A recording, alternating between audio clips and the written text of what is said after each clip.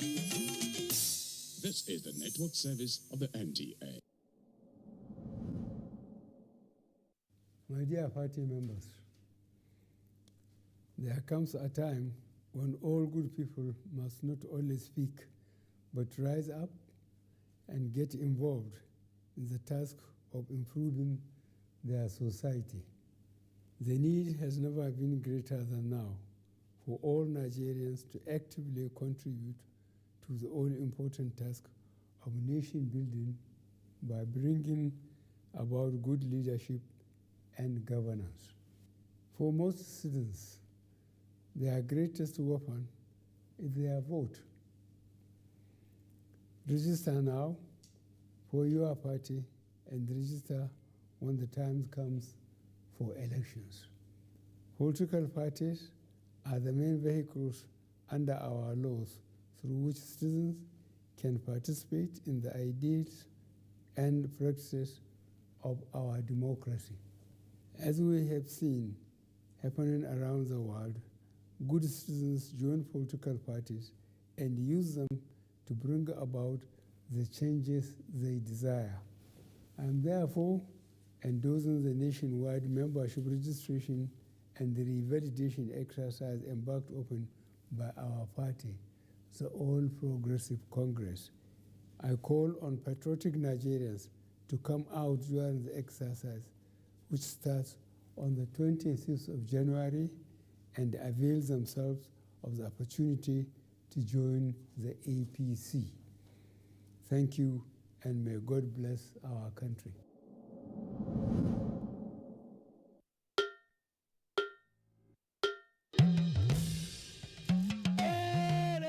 I bring you wonderful news. The Village Headmaster is coming back to your screen. Mo wire abi mi o wire. Teacher no more. A fellow one project. Teacher no more. A fellow one project. Omoni resiti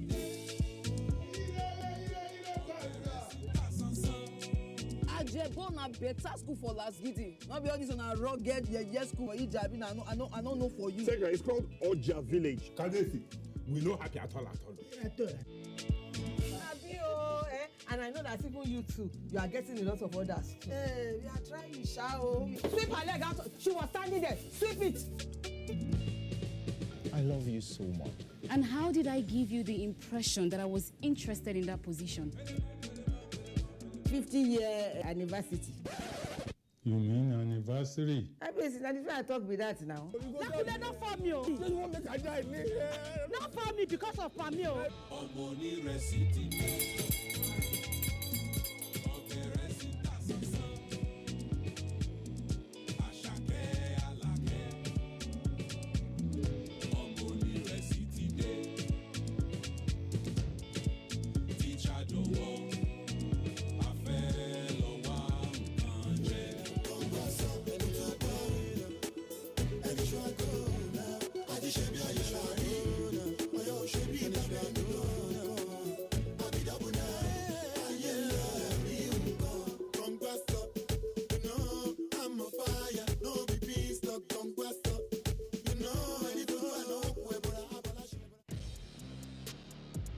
Arsenal will seek revenge against Aston Villa after their loss to their opponents at the Emirates Stadium last time out. Will they succeed, or will Villa do the double over the Gunners this season? Find out this Saturday when Aston Villa welcome Arsenal to Villa Park on the Premier League Live, showing on the NTA network from 1 p.m. The Premier League Live is brought to you by Axis Bank, Babai Jebu, Lipton, and Close Up, in association with Goal.com.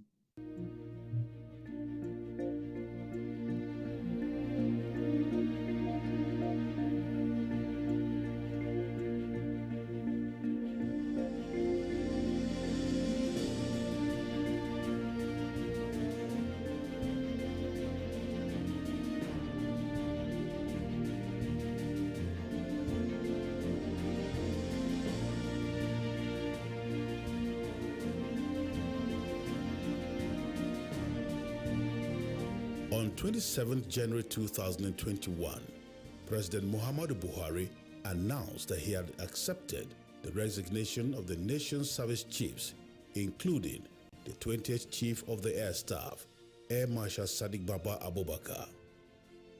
This marked the end of a superlative tenure of unprecedented and unparalleled achievements.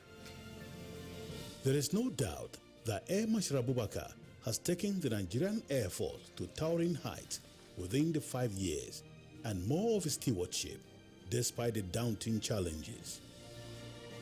The landscape of the service has indeed changed irrevocably for the better. Air Marshal Abubakar came on board with a vision of repositioning the Nigerian Air Force into a highly professional and disciplined force through capacity building initiative for effective, efficient, and timely employment of air power in response to Nigeria's national security imperatives. Keeping faith with this vision, the Nigerian Air Force under his watch recorded remarkable achievement in the fight against terrorism and other forms of criminality in the country. This was greatly facilitated by the acquisition of new platforms and reactivation of existing ones, as well as unprecedented infrastructural development in Nigerian Air Force's units across the country. The service also witnessed enhanced professionalism through the expansion of its organizational structure and augmentation of its manpower strength. Tremendous progress was also made in the area of human capacity development, enhancement of personnel welfare, as well as research and development. The fight against terrorism and armed banditry. Prior to the coming on board of the current administration of President Muhammadu Buhari in 2015, the security situation in the country was dire. The Boko Haram attacks spread beyond the northeast, even up to Abuja, where the United Nations building was attacked by suicide bombers. There was also bomb attacks at a church in Madala and Emma Plaza in Wuse 2, while the Nyanya Motor Park was attacked on 2 separate occasions. A former emir of Kano was also attacked in Kano, whilst Kaduna also experienced its share of attacks.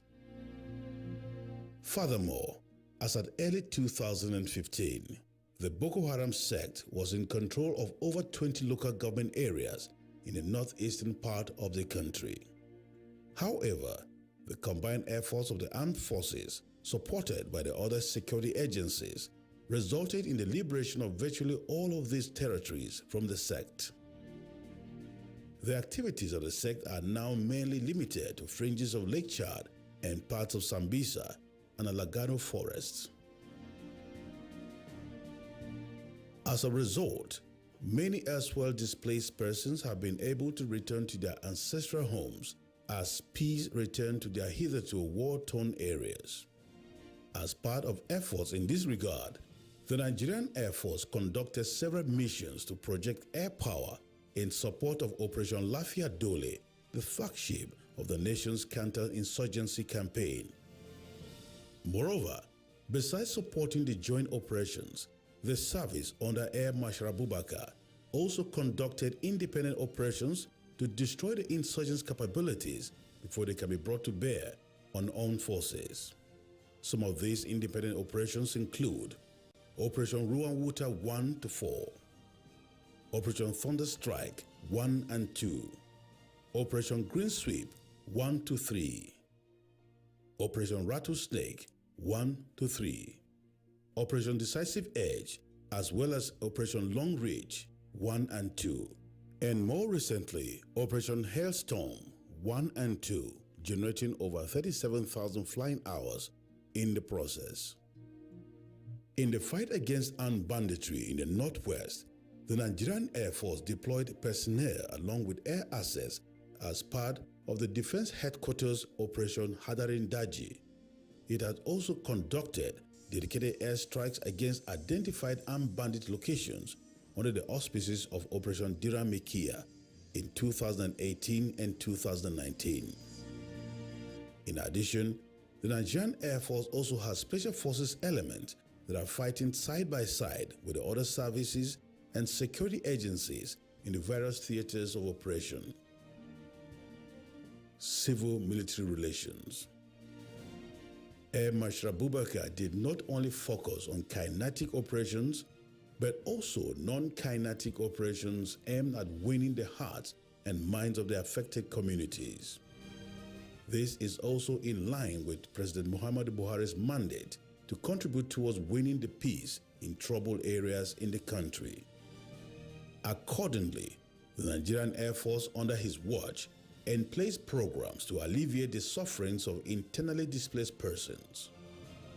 In this regard, one Level 2 hospital was established at the Bama IDP camp and another at the Dalori IDP camp, both in Borno State. Under the leadership of Air Marshal Abubakar, the Nigerian Air Force also initiated school feeding program for 1,000 school children in the 2 IDP camps. This greatly contributed to the number of pupils that returned to school in the area. Besides, the Nigerian Air Force also distributed dignity packs containing a complete package of sanitary items to young girls in the IDP camp. Similarly, in a bid to strengthen civil-military relations with host communities, the Nigerian Air Force conducted medical outreach all over the country and treated over 400,000 people in different parts of the country under his watch. Since the outbreak of the novel coronavirus COVID-19, the Nigerian Air Force airlifted several government officials, equipment and medical supplies in response to the outbreak, while Nigerian Air Force medical doctors, nurses and other health workers were also mobilized as part of the 80 selected armed forces of Nigerian medical personnel deployed to support the federal government's effort to deal with COVID-19 in Nigeria. The service also ensured that its liquefied oxygen plant is on 24-hour operation to ensure uninterrupted production and supply to isolation centers across the country, while 40 medical personnel were trained for the aeromedical evacuation of critical case patients of COVID-19 with the C-130 Hercules aircraft, which was configured for that purpose. Projection of air power beyond Nigeria's shores. Besides dealing with the internal threats, the Nigerian Air Force, under the leadership of Air Marshal Sadiq Baba Abubakar, also projected air power beyond the shores of Nigeria. Nigerian Air Force Alpha jets were the first and only fighter aircraft deployed in the Gambia to actualize the mandate of the Gambian people and facilitate the peaceful handover of political power to President Adama Barrow in 2017. The C-130s flying the Nigerian flag also transported humanitarian relief materials to the Sierra Leonean people after the unfortunate mudslide that affected that country in August 2017. The Nigerian Air Force on the 22nd of August 2019 airlifted back to the country no fewer than 133 Nigerians who took refuge in neighboring Cameroon. The returnees were airlifted with the Nigerian Air Force C-130 Hercules aircraft from the Maroc Salak International Airport in Cameroon's northern region to Yola International Airport. Also, the Nigerian Air Force airlifted relief materials to Malawi, Mozambique, and Zimbabwe to assist the victims of the massive flooding that affected some communities in those countries in April 2019. Nigerian Air Force C-130 Hercules aircraft were also employed to airlift the West African Health Organization donated COVID-19 medical supplies in a massive airlift operations to 13 West African countries.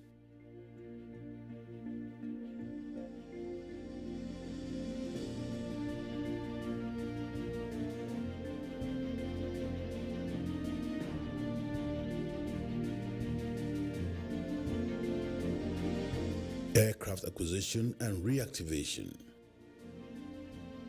Under Air Marshal Abubakar's watch, the Nigerian Air Force witnessed a tremendous boost to its aircraft and equipment holdings across various fleets through systematic acquisition and reactivation of platforms. The federal government acquired 23 brand new aircraft to boost training and combat readiness of the service. These include 10 Super Mushak trainer aircraft, 5 new Mi-35M helicopter gunship, 2 Bell 412 helicopters, and 4 Augusta 109 power attack helicopters, and 2 Mi-171E helicopter. Besides these, 15 additional aircraft are also being ordered by the federal government, which include 12 Super Tucano attack aircraft and 3 JF-17 Thunder multi-role fighter aircraft. In the same vein, 20 previously grounded aircraft, including the Falcon 900, ATR-42, Beechcraft, Super Puma, F-7NI, EC-135, Do-228, Mi-35P, C-130 Hercules, L-39ZA, and Alpha Jet have been reactivated. Indeed, for the first time in its history, the Nigerian Air Force successfully conducted multiple in-country periodic depot maintenance of its platforms. The aircraft include 2 C-130 Hercules, NAV 917 and 913 in Lagos, and 6 L-39ZA aircraft in Kano, 2 Mi-35P in Port Harcourt, as well as 3 Alpha Jet aircraft in Kanji, which also involve avionics upgrade. The acquisitions and reactivation, as well as the emplacement of robust logistics support structure, enabled the service under Air Marshal Abubakar to raise the serviceability status of operable aircraft from about 35% in 2015 to an average of 80% as of January 2021. Expansion of NAV structure and enhancement of manpower. Another area which Air Marshal Abubakar focused on that enhanced the effectiveness and efficiency of the Nigerian Air Force was the expansion of the force structure of the service by creating 2 new branches, 2 new field commands, as well as several new units, including some quick response groups and wings, to bring security closer to the people of Nigeria. The 2 new commands are the Special Operations Command, which is located in Bauchi, and the Ground Training Command, which is located in Enugu. The Quick Response Groups, Quick Response Wings, and Regiment Groups, which are manned by Nigerian Air Force Regiment and Special Forces personnel, are located in Gembu, Taraba State, Kerang, Plateau State, Katsina, Katsina State, Ipetu-Ijesha, Osun State. Other locations where the Nigerian Air Force established new units include Gombe, Gombe State, Gusau, Zamfara State, Agatu, Benue State, Lafia in Nasarawa State, Birnin-Gwari in Kaduna State, as well as Owerri in Imo State. This has occasioned the recruitment of about 10,000 personnel that are currently in the system in terms of the key personnel required for the employment of air power. Training and capacity building efforts. In line with one of the key drivers of Air Marshal Abubakar's vision, which deals with human capacity development and result-oriented training, the Nigerian Air Force, under his watch, trained thousands of officers and airmen and airwomen in different categories of air and ground functions. The service winged about 133 pilots during his tenure, representing 49% of the total active pilots that are flying to defend Nigeria today. This number includes 5 new female pilots, among whom are the first Nigerian Air Force female fixed-wing fighter pilot, as well as the first and second Nigerian Air Force combat helicopter pilots. Another first was recorded under his watch with the conduct of first operational intelligence, surveillance, and reconnaissance mission by an all-female crew on 28 May 2020. Similarly, under his leadership, the Nigerian Air Force enhanced training facilities at the 401 Flying Training School, Kaduna, improving its training capacity by about 700%.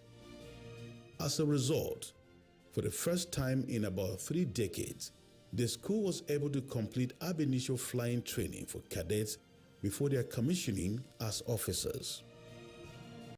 Another major achievement in terms of capacity building was the conduct of a live weapon firing meet featuring all Nigerian Air Force combat aircraft, which took place at the Kwenev Range during the 2017 NAV Day celebration for the first time in about 30 years. Another major achievement during the tenure of Air Marshal Sadiq Baba Abubakar was the unprecedented boosting of capacity of the Nigerian Air Force Regiment and Special Forces with additional training and equipment to improve operations in the fight against insurgency and other forms of criminality. Since 2015, when he assumed office, Nigerian Air Force more than tripled the number of its Special Forces personnel to a 1,300 strong, well-trained, well-kitted and well-motivated force capable of conducting specialized operations either independently or in concert with other services, thereby successfully bridging the gap between air power projection and force protection. The overall strength of the Nigerian Air Force Regiment personnel was also augmented from less than 1,000 to about 5,000, with over 4,200 of these trained in force protection in complex air-ground environment by the British Military Advisory Training Team, BMAT, and more recently by the Nigerian Air Force instructors. Other areas that have received a significant capacity boost include the training of engineers and technicians, information and communication technology, K9 unit, a wide range of medical professionals as well as criminal investigation and forensics amongst others. Improvement of personnel welfare. Under the leadership of Air Marshal Abubakar, the Nigerian Air Force experienced unprecedented infrastructure development, which led to the enhanced welfare for personnel in the areas of medical, educational, and housing needs, amongst others. 3 new reference hospitals were established in Bauchi, Daura, and Port Harcourt during his tenure, while other medical centers were also upgraded with new equipment and new cancer screening centers established in Bauchi, Kaduna, Maiduguri, and Makurdi. Moreover, under his watch, the service renovated, remodeled, and constructed new blocks of classrooms and hostel accommodation in existing Nigerian Air Force schools across units, while establishing 2 new secondary schools. These are the Air Force Girls Comprehensive School, Abuja, and the Air Force Secondary School, Shasha, Lagos. Air Force Secondary School, Kaduna was also upgraded to a boarding school and renamed Air Force Comprehensive School, Kaduna. In addition, the Nigerian Air Force, under his leadership, through massive construction of residential accommodation, was able to raise accommodation sufficiency from 35 to about 72%, despite almost doubling the strength of its personnel in the last 5 years. In all, the Nigerian Air Force has executed close to 900 infrastructure projects, including office and residential accommodation, messes and recreational facilities, as well as schools and hospitals, amongst others. Research and development breakthroughs. Being a firm believer in self-reliance, local content development, and indigenous innovation, Air Marshal Abubakar spearheaded several research and development projects and invested greatly in efforts to develop unprecedented capacity to surmount current and emerging security challenges. Some of the research and development breakthroughs recorded include the production of the first Nigerian Air Force indigenous operational unmanned aerial vehicle named Segomi, which was inducted into the Nigerian Air Force by President Muhammadu Buhari in February 2018. Others are the receipt of patent rights for the production of unmanned ground vehicle, as well as the production of the hydraulic accumulator diaphragm for the Mi-35 helicopter. The service also locally weaponized several platforms, including the Mi-17 helicopter, 2 Bell 412 helicopters, 2 EC-135 helicopters, L-39Z trainer aircraft, and 3 Alpha Jet aircraft whose weapon systems were reconfigured to carry not only the Western Bloc rocket launchers, but also Eastern Bloc rocket launchers. In addition, the Nigerian Air Force designed and produced a test bench for the Alpha Jet anti-skid system and locally produced 30.1mm rocket launcher and rockets, as well as heat shield protective cone for Alpha Jet rocket pods. Other R&D feats include the installation of Gesture 23mm gun of the decommissioned MiG-21 aircraft on a Hilux vehicle, production of 6-tube rocket launcher for the Bell 412 helicopter, fabrication of a GTC P-85 auxiliary power unit test stand for the C-130 Hercules aircraft fleet, production of a hydraulic accumulator diaphragm for the L-39Z aircraft, as well as a helicopter capable of carrying weaponized payloads. Additionally, the Nigerian Air Force produced 2 emergency ventilators through the efforts of a team of researchers from the Air Force Research and Development Center and the Air Force Institute of Technology in partnership with the Department of Mechatronics, Federal University of Technology, Minna, and the Faculty of Veterinary Medicine, Ahmadu Bello University, Zaria. This was done in furtherance of the drive to provide indigenous solutions to tackle the COVID-19 pandemic. During his stay at the Aim of Affairs of the Nigerian Air Force, Air Marshal Abubakar was driven by the mantra that in the race to add value to the society and secure our communities, there is no finishing line.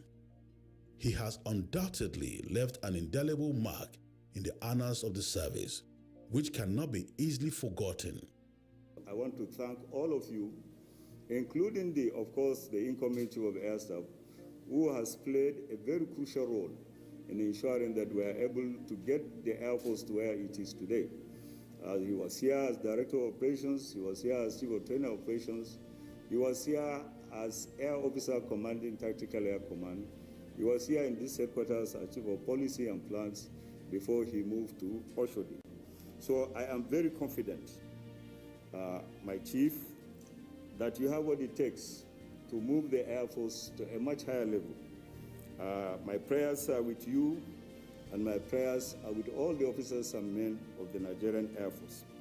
I want at this point to specially thank the President and Commander-in-Chief of the Armed Forces of Nigeria, President Muhammadu Buhari, who gave us the opportunity to add value to what we found in 2015. I also want to thank the members of the National Assembly, particularly the Air Force committees in the 2 houses.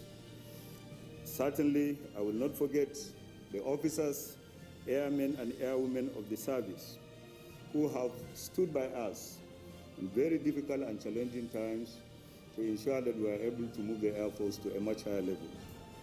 I also want to thank my family members. Special mention must be made of my aged mother, who just celebrated her 87th birthday, for her prayers. Today, I am leaving the Nigerian Air Force fulfilled because I have substantially achieved what I set out to achieve. I want to pray to Almighty God to continue to support our incoming Chief of Air Staff, the branch chiefs, officers, airmen, and airwomen of the service, so that we can move the Air Force to a much higher level, so that we can have the desired security and stability that is required for the development of Nigeria. So once more, my Chief, I want to thank you most sincerely for all the support over the years, and I want to thank the branch chiefs that are seated here, AOCs that are not here, and other officers and men of the service.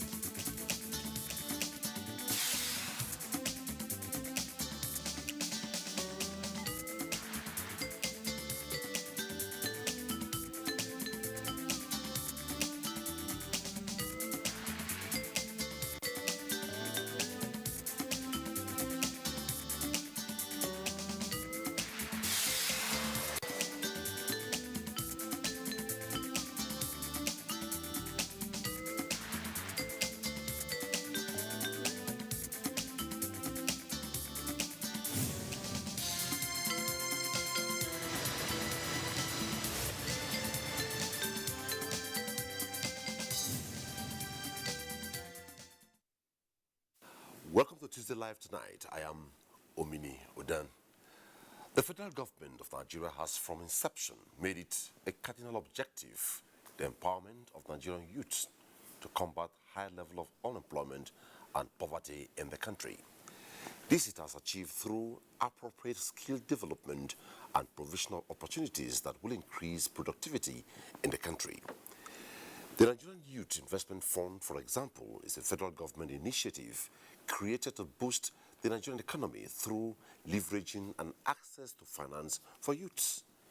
The government's thinking in creating the huge fund is to serve as catalyst to unleash the potential of the youth and empower many to develop businesses that will ultimately increase employment. Large-scale development, for instance, is the main policy thrust of the NPower program, just like the reformed NALDA will lead in national young farmer schemes, back to farm initiative, agro input initiative, among others. Indeed, President Muhammadu Buhari is committed to lots of schemes to improve Nigerian youths, lead 100 million Nigerians out of poverty in 10 years, but much depends on the young persons to capture these opportunities and utilize them. Tonight on the program, we'll be looking at youth empowerment program through various schemes created by government to unlock opportunities to improve Nigerian youths. But first, let's take a listen to this background report put together by Olainka Ojo.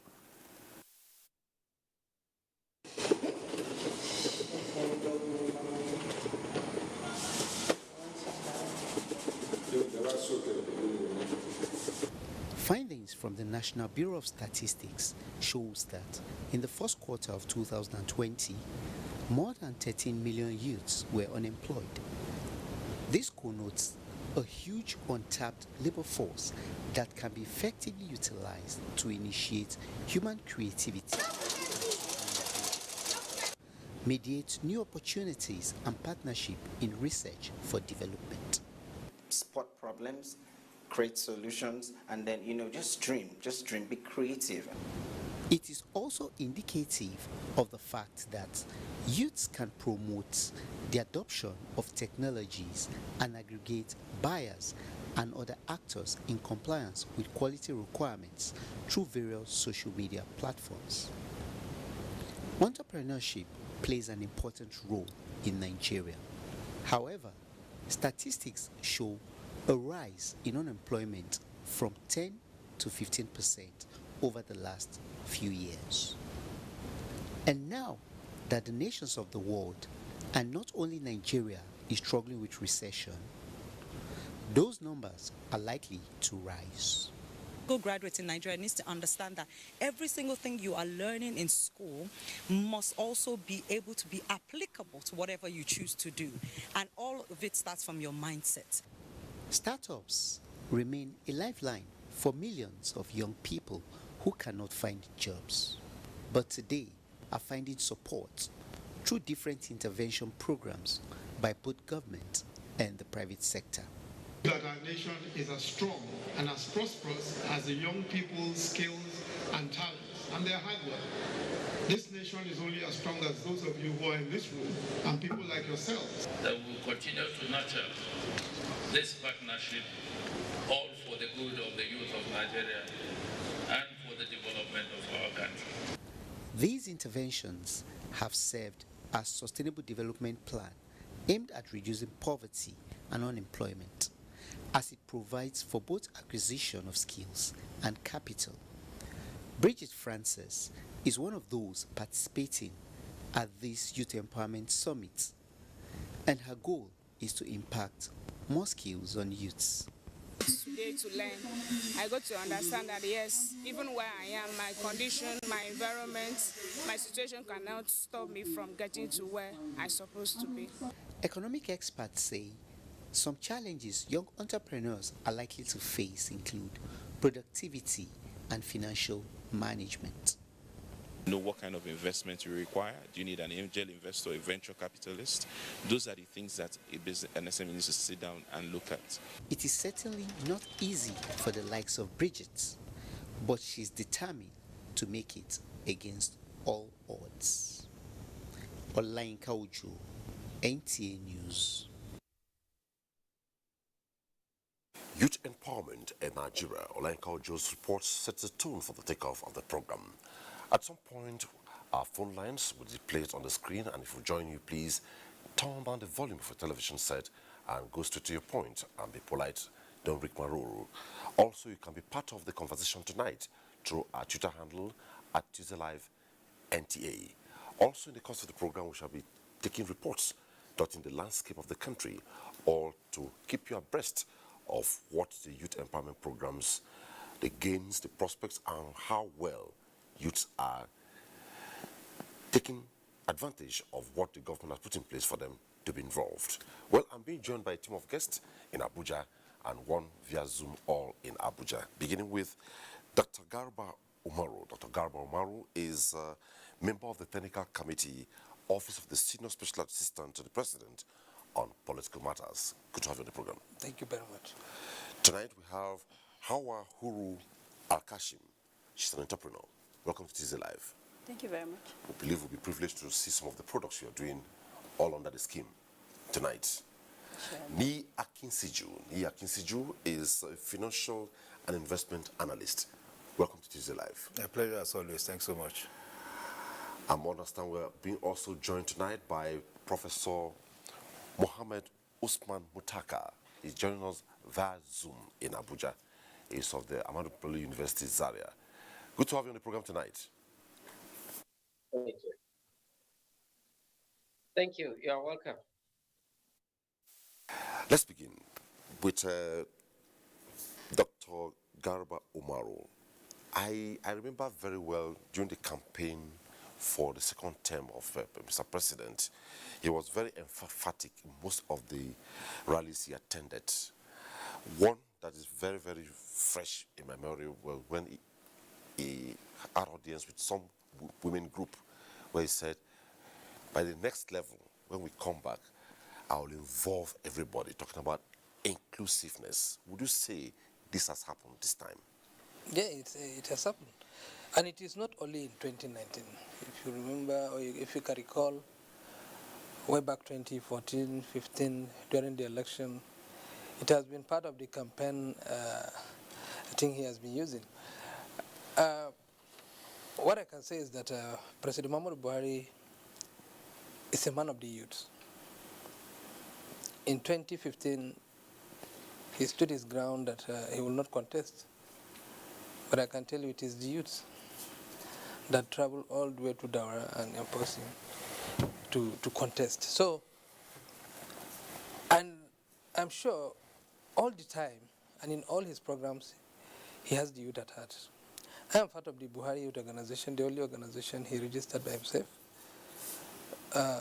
We are the custodian of the youth during the campaign and after the campaign.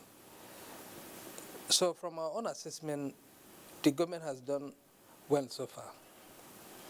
In the first set, I can say in the first regime, so many youths were carried along. Though, you know, when you have your elders, you cannot overshadow them. We cannot say that Buhari should drop all the elders and take all the youths on board. It can be possible. At least we want it to be balanced so that we will be guided. I cannot say we don't have the capacity to do it. We have. But as youths, at least, whenever we turn back, we need to see those elders behind us. Because Okay, there are, just- there are just- one or two just things. a second. Yeah. Let me act here like a youth. Imagine maybe I'm a youth now. You are. And you have said the president has been inclusive and the youth, you emphasize the youth, right? Yes, yes. Now, if I ask you as a youth, I'm a youth now, and I said, can you specifically tell us which areas in specific terms? Yeah, if you look at the ministerial appointments, don't look at the portfolios. And I will not mention them, but if you look at it, because some people might feel it is an insult to categorize them in that category. But if you take the analysis, the statistics yourself, you know that there are youth inclusiveness in the government. In the ministerial appointment, or I can say among the ministers, there are youth. Come down to the bottom parastatal, I can tell you about 78% are youth. It's only that, the problem is that there are some key places in the government that they are well known. We, the youths, we always want to take that position, and it can be possible. So that is why at times we will be crying as if we are left aside or we are being sidelined. But if you take a critical look at it, I can tell you youth form about 60% of this government. But it's only that when you come to the topmost area, you see that those that are there, they are his contemporaries. And I don't blame him for that. Okay, let me hold it there for now. Let me go to Nii. I'll come to you, please. Now, from what Dr. has said, can we go into specific terms? Our focus tonight is youth empowerment.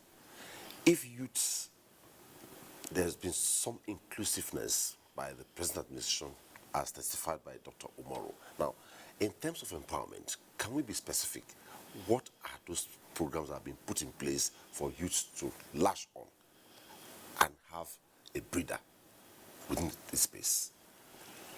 Well, I think the first thing is to background it with the nation's demography, because we talk about youth now, principally because the youthful generation or the youthful population defines the Nigerian jurisdiction, as it were. So if we're talking about Nigeria, the reference about Nigeria would be a country populated in majority, by the youthful population. So if the same MBS that was referenced in your reports has also told us that more than 66% of the nation's population are actually made of people between the ages of 15 and 35. So that is what defines us. And it will only take a responsible government to target that population, because one, that demography, as it were, is perhaps in the order of economy. That's the most important, demography, because it's the most productive demography. And when other jurisdictions, when they look at their demographics and they see that their youthful population is going below 40%, there's a conscious, policy to try and actually invigorate the growth of that segment of the population.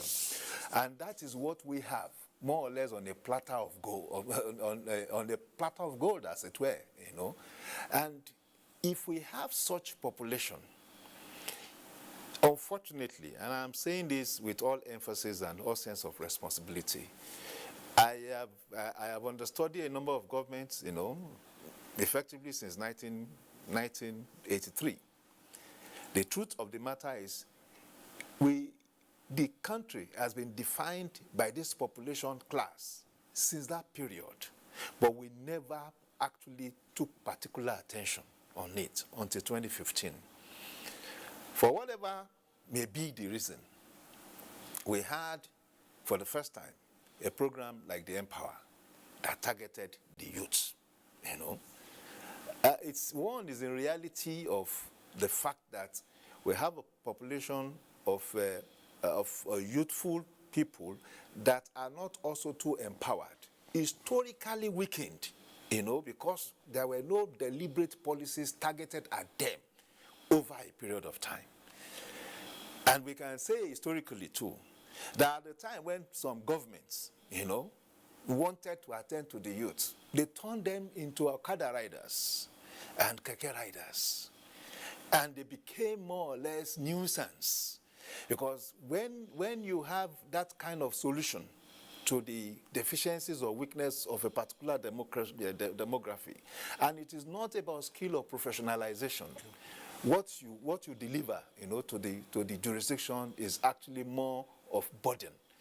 But between 2015 and 2020, those of us that have been tracking, this empowerment thing, can say that to a large extent, the government are deliberately deployed policies, and programs to elevate and upskill the Nigerian youth. The 66% of our population, and we are talking of a hot 206 million Nigerian population. 66% of that will be more than 160 million. So we need 160 million Nigerian people, to be empowered. So if this government, as it were, had not directly targeted this population, it would mean that we'll be creating a serious burden going forward into our future. One, I feel it's a good one. The N-Power intervention is a very good one, and it had also now extended to, because some people were doubting what would be the outcome of it. The outcome is that you've had more than 1 million people that have rolled over. Actually, you have hit the nail on the head there. Well, yeah. I'll come to you. You have mentioned one strong point, which is deliberate policies to upskill youth involvement in the governance process. Let me hold you there. All right. We'll go to specifics. I don't want to get across the entire panel list, then we'll come to specifics. So let's come to you now. You're the only lady in the house. Yes. So, youth empowerment within the present dispensation. Mm-hmm. What's your own take on it? It's been a good one. If you listen to what my brother had explained to you, Empower had really helped a lot. And I've seen a lot of youth coming up with creative, innovative products in Nigeria within this time. And I ask myself, where are these guys all this way? A follow-up to the Empower was a MSME clinic that was going on in all the states. And if you go to those, it's like a trade show where people come up with different products, and you wonder, why didn't we do this before now? So presently, I'll tell you that this present government has done a lot, had opened our eyes to a lot of things. Nigeria is blessed, and I know there are a lot of things that they still need to do, but I am grateful that they have opened the way, given the youth space to explore. Stop. Okay, let's go to Professor Mutaka. Professor Mutaka, well, with that, we are not going to the nitty-gritty. We'll get to the nitty-gritty. We're just trying to set the basement now. If, over time, youths were just placed somewhere, let me borrow the words of Ni, Okada riders, cyclists, and what have you. And currently, they have come up with a deliberate policy to upscale youth involvement in the governance process, in business, private sector, public sector. Why would the Nigerian youth say they are not being taken along? No, actually, as professional economics, what I want to say is that there are statistical presentations and also the policy frame at which you can look at each policy or each effort and what are the targets that you want to achieve. There is no economy in the world that develops with ad hoc policy frame. Those social interventions are social interventions as they were called, an effort to limit, to alleviate. They are not permanent solutions. They are not permanent policy frame, but a stopgap to augment certain level. So if you said Nigerian youths are only based to look at that stopgap as a way of achieving youth inclusiveness, I think that could be over exaggerations. But what I want to say is that no matter how those social interventions are, do they answer the yearnings and the aspirations of Nigeria as a country? This is true because does it provide the needed stable plan jobs that are required? And to what extent can be sustainable? That's the key word, because sustainability is in that context are the issues that are very important in economic development and processes. So that I think are the key word there.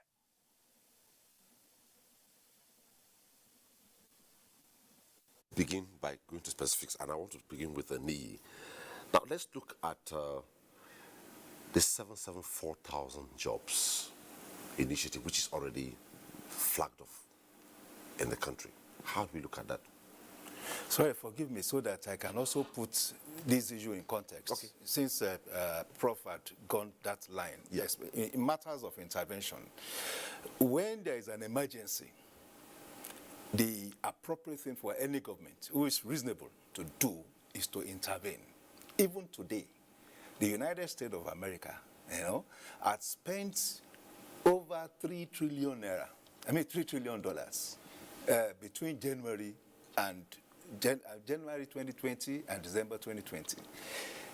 Intervention, trying to create palliative and cushioning the effects of COVID-19. Especially providing funds, for their people to live, sustainable flow funds and all that. There is a big debate going on now on the $1.9 trillion that the new president wants to pass through Congress. The whole idea is we have a near emergency situation. By 2015, when this government came into power, there was a near emergency situation. Every structures were crumbling. People were left in desperate situation, and the only thing to do as at that time was for government to come up with policies. Now, that does not stop the larger environment, the larger economy from growing. But what it will do is that at that point in time, those who are burdened, those who had become deficient, who had become non-economic agents, needed to be tapped into and grow. And that is what I think the government did with those early interventions. Now, we can also look at economic figures. In 2016, the size of our GDP fell to $404 billion, in 2016 when we went into that recession. But now it had also risen up to over $500 billion. Now that is more than or near $100 billion increase. That tells you that the economy had also elevated and it would have created new jobs, for the youths. But that does not stop the government in a situation or circumstances that we have found ourselves, especially on the heels of the consequences of COVID, to bring all these other ideas. The 774,000 jobs, for instance, is a stopgap, and that's a typical stopgap solution, to provide temporary palliative to youths that are unemployed as at this time. And of course, in doing that, also stimulate the economy, within those local governments. And in stimulating that economy, those economies in those local governments, it will have an aggregate, impact on household consumptions, And if you have household consumption being driven, it would now also have an impact on production, either at the level of manufacturers and all that. And as manufacturers are producing more, they are also expanding at their back end, expanding their plants. As they expand their plants, they are also now creating jobs for the same youths. So it's a cyclical thing that with multiplier effect. But you cannot, 774,000 for me is even the least on the list of those programs. I call them a boutique, of programs. More than 35 of them, and specifically about 17 targeted at the Nigerian youth. Now, how do you place 5 million solar homes? I mean, solar system for 5 million homes, and the federal government, out of its responsibility, had said the production and installation of this 500 million solar system to 500 million houses will be done strictly by the Nigerian youth. How do you also place the 300,000 housing units, that also been commissioned now, to be built across local governments in the country? And the proviso also is that the Nigerian youth will strictly be the architects, the builder, the artisans, and all that will be responsible for the construction and the finishing of those houses. And more impressively, a 200 billion naira fund had also been set aside to provide funding for those artisans and those builders, those professional builders in that category. So what I'm trying to say is, here is a 300,000 units of houses. Normally, this would have been job for the boys under any other government. But a government is now telling you, no, this is not even about political patronage. It's about targeting a particular segment of the Nigerian population, because there's a need not only to upskill it, but also to empower it in terms of providing wealth for it. Because, of course, if a builder or an architect, an architect and all that is provided the opportunity of building a bungalow at about 2 million naira, and he has about 4 to 10 units of that to do. At the end of the day, he's wealthier. He's taking the money he would have made into the larger economy, and that will also now have multiplier effect, Besides empowering him, he would end up empowering others. Don't also forget that he will be employing laborers, laborers in realizing what those things. Then also look at the 6 million electricity meters. When I first read that, I was like, who is doing this thinking? There is an historical deficiency in electricity meters to Nigerian households. There have been a lot of wailing and cries over that, hue and cries over that. In fact, so many solutions have been thrown off out of the window, But here comes a program that says 600, Nigeria needs 6 million meters that will be fixed. And the government now says these 6 million liters that will be fixed will be limited, the production will be limited to the Nigerian youths who are engineers. They will not only produce the 6 million meters, they will also install them. Before now, we know that this also would have been job for the boys. But now we know that the people between the ages most likely of 20 and 35 have something to do. My only limitation is, are we talking enough about these things to the targeted population? Are they conscious of it? Because we are talking of so many projects that you just need to apply, and be empowered. Okay, we'll get to that. Are we talking to the persons who are supposed to be target audience? I'll come to you on that. Now, Hawa, you're an entrepreneur. Yes. And you're involved in a particular area of production.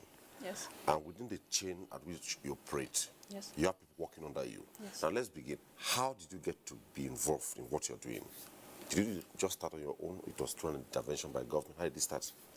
I started on my own. I actually started with animal protein, and 8 years into it, decided to go into plant-based protein, because I found out that we have excess cashew in Kogi, we have sesame in Nasarawa, In they have hibiscus, moringa, tiger nut, enormous. And we're so good at exporting raw materials that we do not add value. When I say value, I'm talking about at international standard that is exportable. And 3 years ago, we decided to just dive into it and do it. And I went in for MSME clinic, and before I knew what was happening, the following year I won. And I'm like, okay, good. That means there's something here.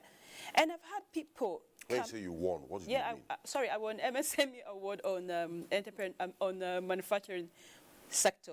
That's the second edition, and that had opened, doors for me.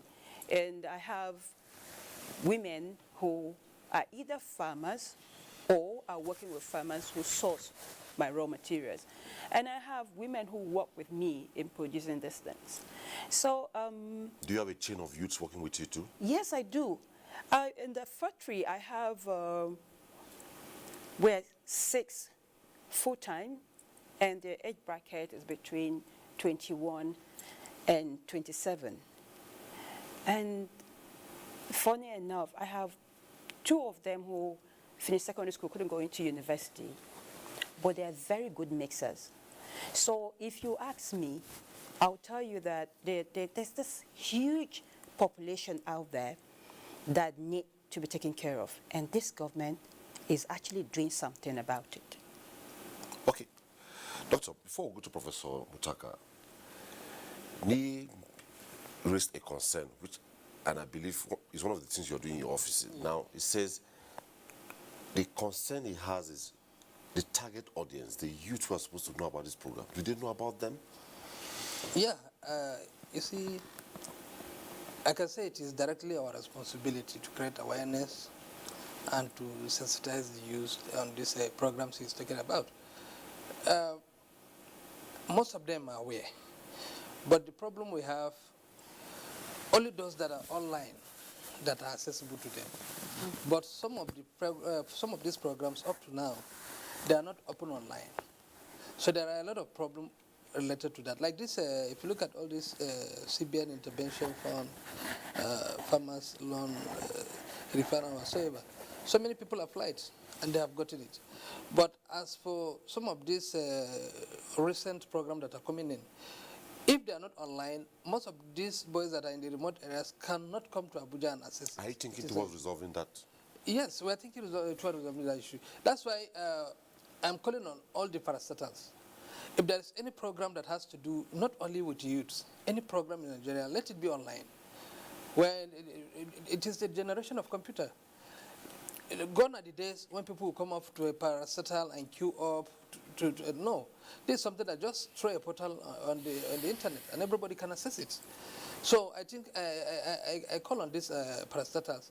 For those that are not online up to now, they should try to be online so that from our own side, we make sure we sustain the youth, we create that awareness for them to go online and benefit from all these programs. If you look at it, what Neil was saying, the 774,000 jobs, the meter production, or say, but apart from that, if I am to add to it, the NDE, that is the Director for Employment, they are trying their best to recruit this youth because it's all about skill acquisition. Without the skill, even if you give them access to all these programs, it is not easy for them to benefit. So NDE is also trying. They're also trying their best. I learned that last year alone they trained not less than a million youths on all this skill acquisition in various categories. So I'm sure this involves the meter production side and this 77 job, involves everything. So apart from NDE, there are other, I think, 1 or 2 organizations also that they are into all this skill acquisition program. So this is, before you give the job, make sure you train these youths. Because even if you bring the job to our doorstep, if the skill is not there, there is no way we can benefit. So I think the most important thing, thank God that the government is giving that emphasis on these skill acquisition centers. Though some of the skill acquisition centers in the states are not up to now, they're able to resuscitate, I think, about 28 to 29 out of the 36. So, which I'm sure by maybe the middle of this year, federal government can be able to restore all of them.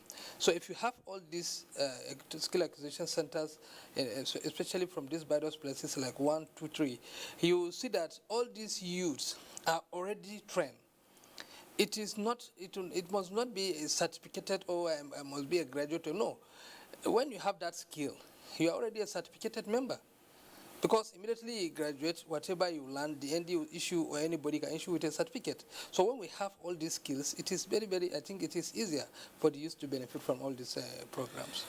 Well, as signal via Zoom has dropped, we'll take a couple of reports. When we return, we'll go into other areas of interventions by government involving Nigerian youths. We have scratched NPower. We have touched slightly on the 774,000 jobs. There are a lot, there are a litany of them. And like we said, we have a couple of reports, and some of these reports will get to show testimonies of how these programs are doing in the States. Let's begin with the report from Lagos. Daniel Kingsley is busy but happy. With his deft hands and prowess at leatherworks, he has carved a niche for himself as a budding entrepreneur whose products draw patronage from far and near. Last year, December, at least I have like 7 PS that they took outside. They took it to UK. I enjoyed doing it. He has capital, one factor of production less to worry about, having benefited from the resettlement package of a federal government youth empowerment program with technical support from the National Directorate of Employment. They came around, they saw me, at least they asked me, what do you need to start up your own? I said, okay, I have a sewing machine. So they said, no, can you operate the industrial machine? I said, yes, I do. I can operate the industrial machine. So they helped me. At least they got one for me. That's what I'm using to train my students. After the training, we have what you call the resettlement scheme. When you have impacted in them skills, you give them resettlement packages in terms of equipment and even cash. Shehu Abdurrahim got a similar head start from the federal government, and with a monthly proceeds of about 300,000 naira from his aluminium fabrication business, he believes the way out of unemployment in the country is for government to sustain investment in youth development. I can't leave this work and work in the office because this work is okay for me. Technical input provided by the NDE is a major component of the investment program, and it has positioned Daniel and Shehu's businesses, along with that of other beneficiaries in Lagos, on a positive trajectory with a potential for rapid expansion. Come out, learn on 1 or 2 things, make yourself available for the society. Convinced that providing youth with tools for economic self-reliance is the way to go, the federal government in 2020 announced the disbursement of 75 billion naira Youth Investment Fund through the Central Bank of Nigeria.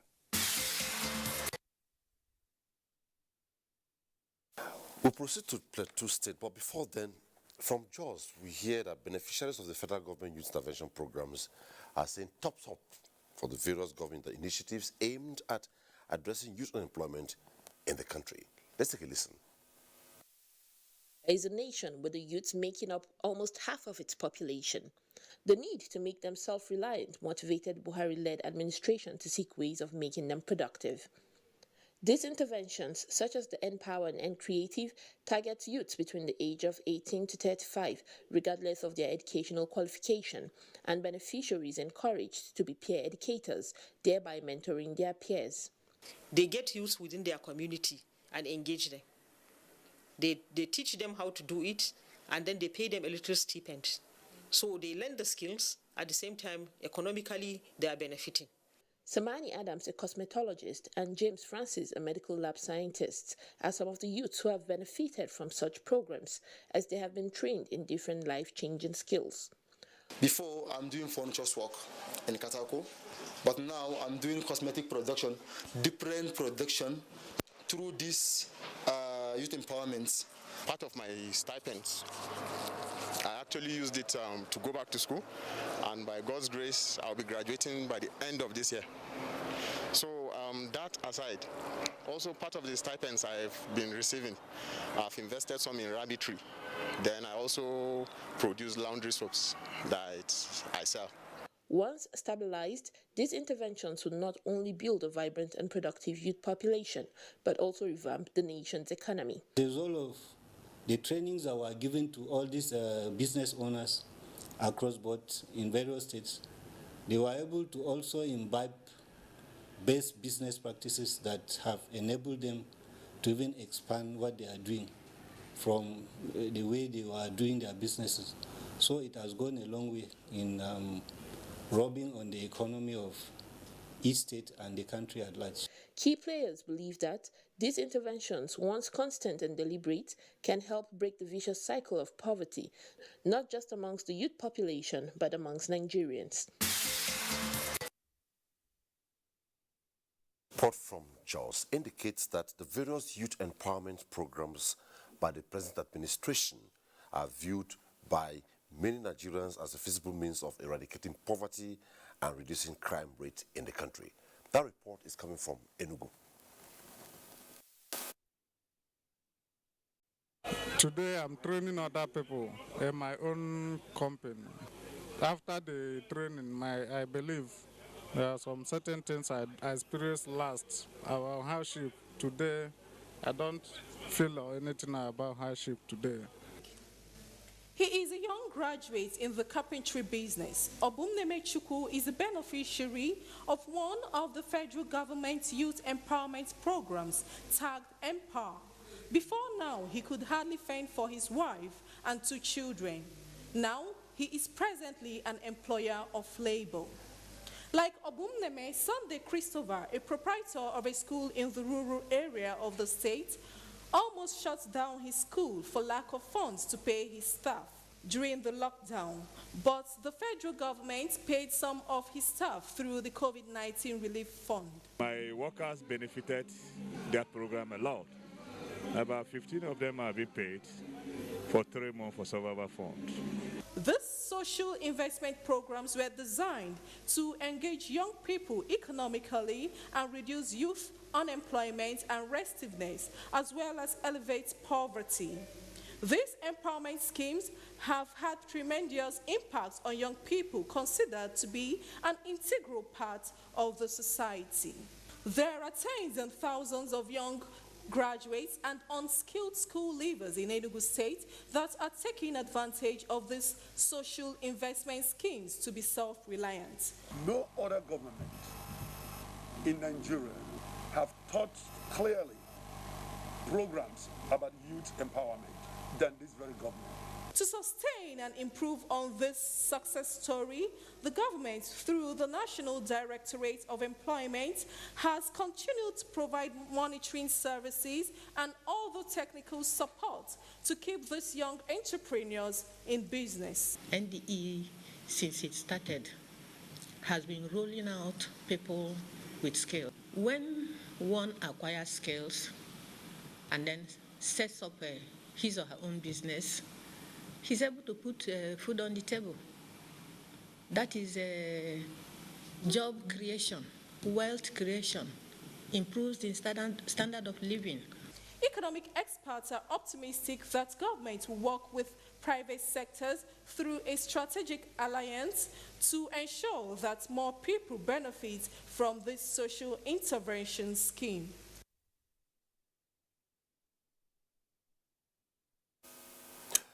Testimonies there across the country. We went to Lagos, Jos, and Enugu to tell you what the youth empowerment programs by the federal government is doing, and you can see the testimonies there, what they are doing. Now, I just hope that the signals via Zoom is up where Professor Mutaka joined us. If it's up, I'll be told and we get to him. Now, Doctor, let's come back here. Before we got to this level, Ni talked about 37 various programs put in place by the federal government, all to empower the youth, energize the youths in the country, but 17 specifically targeted at the youths. How come it looks as though they are not aware of them? if you look at it, I'll still give reference to he said something, and I listened, that most of us are carried away by negative stories on the media. We don't give attention to what is happening on the positive side. All these about 17 programs he's talking about, they are online. 37. 37, sorry. All of them are online, but people don't know about it. Every day we are talking about negative issues. So how will they know about it? That is it. So this is the responsibility of the Ministry of Information, because we need to have a platform that will specifically be updating people every day. And I tell you about the sensitization. We are trying our best, but you know, we are not a government agency, so we can't do like the ministry. So it is the responsibility of the ministry now to partner with all these agencies, not only one, not the agencies, even with the ministries.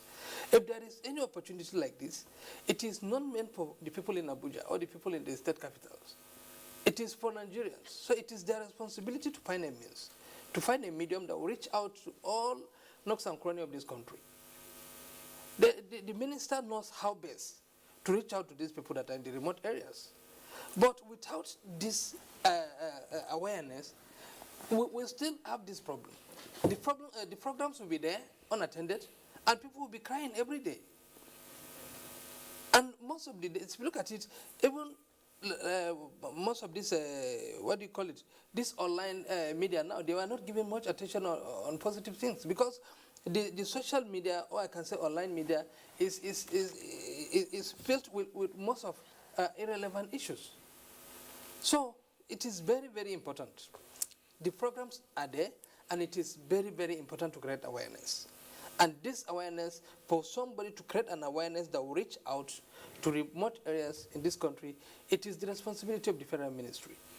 So at this point, I am calling on the Minister of Information and other relevant agencies to find a medium to create that awareness, so that these people can come and benefit on this program. Like this particular program I saw on this documentary, this survival fund issue. I'm telling you, most of the people are not aware of it. So many people. And this is something that the federal government wants to help people, at least. Give them a helping hand for the workers to survive. So I think on this particular issue you're talking about, creating awareness and sensitization is the most important thing. And this can only be done by the Federal Ministry of Information. Okay. Is Professor Mutaka up? If he's up, can we go to him now? Okay, he's not ready yet. Niyi, you have heard from Dr. Maro, and a couple of tweets have come in. As much as this is there, but let us sustain conversation on the program. We have talked about the 774,000 program. Let's look at the NALDA. NALDA has been resuscitated, and a couple of initiatives have come up. Can we expand on them? I think specifically we talked to the Accelerated Agricultural Development Program. Very, very impressive program. Don't forget that NALDA had gone comatose more than 20 years. It's not a new agency. But because, of course, government at those period, didn't see any relevance in grooming the youth. That's why such agency, went moribund. Thankfully, it has been resurrected, and the idea of Accelerated Agricultural Development Program, also one of its major flagship. The program is actually targeted at the Nigerian youth under 35, and I think the idea is for them to own about 20 acres of land, and those acres of land must be contiguous, to each other. And once they do that, they are provided virtually everything. They are provided seedlings, they are provided all the fertilizers and all that. And they are also guided through by extension workers on how to work, and the products of the farm, would also be of take. So it's not as if they are going to labor and go and market. Once the products are ready, it will be of take. So that's a major intervention. One, it is serving two purposes: enhancing the capacity of the Nigerian youth and of course providing access to food security for the country. So you can imagine if we have up to just a million of such, a million people, involved in such, and multiply, because what you do, if we are talking of 20 acres, and you have 1 million people involved, you are talking of 20 million acres, being employed, for agricultural purposes across different products and all that. So and when you now also link that to the private sector, because there are two sides, you have the ones targeted at the Nigerian youth, and then there's a private sector driven accelerated agricultural development program that is open, and the capital involved is larger. Those ones will be financed strictly by Nigerian commercial banks, but it's targeted at mechanized farming. I think the amount involved is about 50 million naira and above. At reduced interest rates, with a moratorium and of course extended payment period, about 7 years. So if you have access to 100 million, 500 million naira, and you are also encouraged to go into mechanized farming. So it is not just about empowering the Nigerian person now. We are also directly providing food, which has become a major headache, for us in recent time. So going forward, if we are able to realize this in the next 1 year, things will change. So that's about NALDA.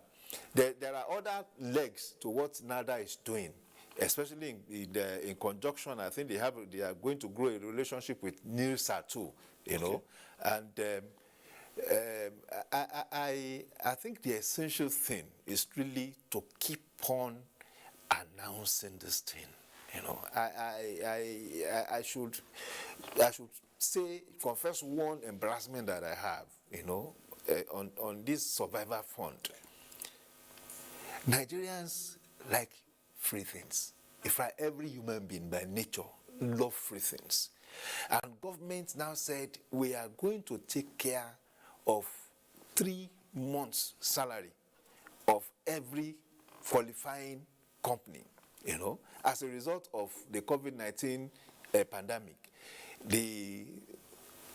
So many companies were affected. They were not into production or service-oriented activities during those periods. And of course, the outcome is that they could not pay salaries. And government, out of its wisdom, is saying, as our intervention, we are going to take care of 3 months of your salaries. This was announced, but I think not in fundamental ways.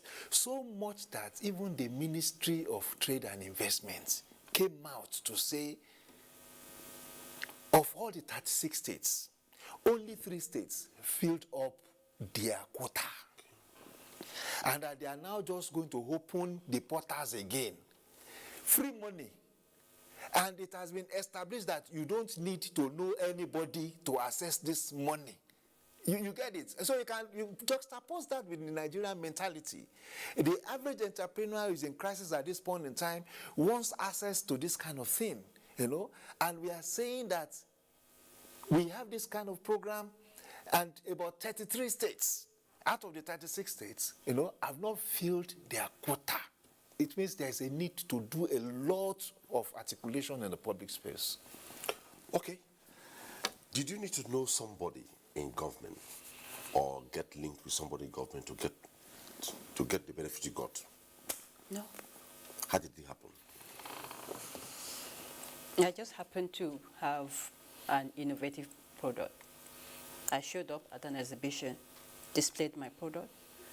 They walked around, saw it, and actually the first edition was when I actually went for exhibition. To exhibit my product, but I was not nominated then. The second one. Which year was this? That was 2017. Yeah, 2017. Okay. Yeah, 2018. Yeah. So in 2019, there was no exhibition. It was MSME clinics. So we're asked to fill a form and submit, and I did. Make some videos to submit, and I did. And they did the screen. I didn't know anyone. I don't know. who did the screening, and I was nominated, and I was shocked. So what word of advice or plea will you make to Nigerian youths who believe that when government advertise or promotes a program, you need to know NII or you need to know Dr. Maru before you could benefit? You don't need to know anyone. If you have an authentic idea, if you have an idea, and seriously, there are a lot of youth out there with innovative products. You just need to show up. Just keep showing up. If there is an exhibition, be there. If there is any trade fair, be there. When you keep showing up, you will win. But when you say you for need... this particular program you took part in, okay? Yes, you win. There's a lot of program. Well, I don't know much, but listening to what you said now, there are a lot of program out there. You just need to keep, if you keep just showing up and searching, if you actually have a business, I think you're supposed to, Google should be your friend, for goodness. Okay, let's go to Professor Mutaka. Here is up now before we take the tweets that have been on the Twitter handle. Prof, listening to the panelists here, sorry we lost signals from your end. It is clear that these programs are available, but like Dr. Umar will say, most of these youths are based in the rural area, difficult to reach areas, technology challenge, all that. In your view, how best, besides the normal channel, can they be reached so that they get to know that these programs are there and available free of charge for them? And you don't need to know somebody in government or get connected to any political party to get involved. Oh, we lost that signal again. Quickly, let's go to some tweets that have come. And a couple of tweets have come in. And let's begin with the very first one, which is from Abdullah Tabari. It says, the prosperity and well-being of the people and the country at large is by only empowering the youths. Does it? The next one is from Anat Ariko. Empower youths with enabling business-friendly environment and stop imposing unnecessary tax. Put basic infrastructure in place. Next, Ibe at 1 says, when will the new independent monitors under the National Social Investment Program begin work? Also, for the Youth Investment Fund, when are we getting the loan or business grant? Let me stop here for now. How do you respond to this? These are all from youths. Yes, they are wonderful. But the last one is more or less a question. Okay, yeah. And I'm not holding brief for the relevant agencies, so I cannot say anything on that, because he asked a direct question that when are they having the loan. So that one, I think he can Google their website and then send a direct mail to them so that they can respond to him. Okay, there's this one now from Osman 104. Good evening. My question goes that there are a lot of online business that are circulating in the media, like You Network, You Connect, etc. I want to invest online. Can you please tell me varied online business I don't want to invest in a wrong way? So how do we handle this? It should, in fact, online businesses are businesses that you need to be very, very cautious, you know, about. You just don't go into any of such, you know. The important thing is for you to know what you want, you know. If you have little money, first register a business. Register a business, it may be as little as a business name. Look out for what government is doing with all these programs we are talking about. We have talked about accessing construction of houses. If you are in the building and construction industry, that is one area you should be asking questions about. 300,000 houses are to be built over the next 12 months. And the construction of those houses had been reserved for the Nigerian youths under 35 years, those professionals under 35 years. So if you're a professional in the building and construction industry, that is one area you should be looking at. If you're a professional in the solar production and installation industry, you just need to go and register a business now. and start asking questions about that, because you have a potential 5 million units, of houses that you are going to produce, not just produce, but you are also going to install for. So if you have some little money, the first thing you needed to do is to register, and start thinking on how to link up to this. You have 6 million meters that would be produced and installed in the same country. If you have an inclination towards that, please latch on onto it. There is a creative fund. The creative fund is also ongoing too. If you are in the creative industry, you are an entertainer, you produce movie, you have potential to produce music. This is the time for you to start asking questions. So don't go online business. What are you going to sell? What are you going to buy? Do you know what you are buying? Do you know what you are selling? I can tell you this. Some people floated an online business. For whatever reason, they got the idea right, and people were investing on them. These same people that claim to be investors, they got such a quantum of money from people that they didn't know what to do with it. They called me. Somebody gave them their contact and called me and said, we have this so much. How do we invest? I said, you collected money from people, and you are now, it is after you have collected the money that you are now asking how you want to invest the money. What I'm trying to say essentially is some people invested in them believing that they are investors. So what the outcome of that is clear. There are losses already in that venture. So please look at what is practical and direct your attention to it. We are talking about different programs and the policies that government is rolling out. Check out, follow up, Google, ask people. And talking about rural areas, it's easy to do that. You do social mobilization. If we are able to get rural women rural people to pay them cash transfer, there's a connection.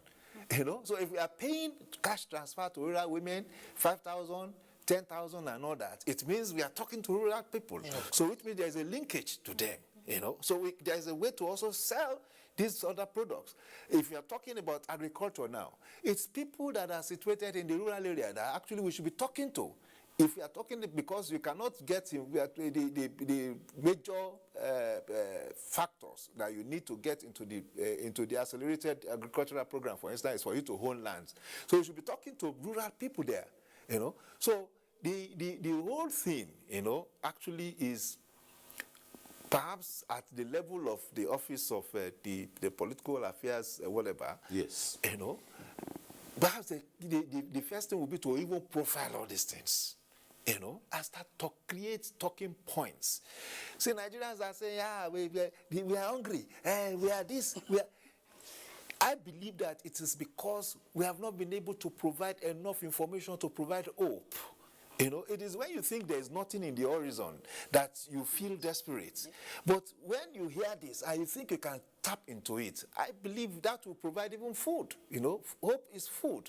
And it gingers you, it drives you to keep asking questions. Nigerians used to start asking questions now because there are so many things in the horizon that can be tapped into. Okay. Is Professor Mutaka back? Okay, it's not back yet. Okay. Yeah. Go ahead. The last question. Yep. He has money. If he is still online and he will answer this question, I would like to know where he's from. I mean, what state is he from? What's his location?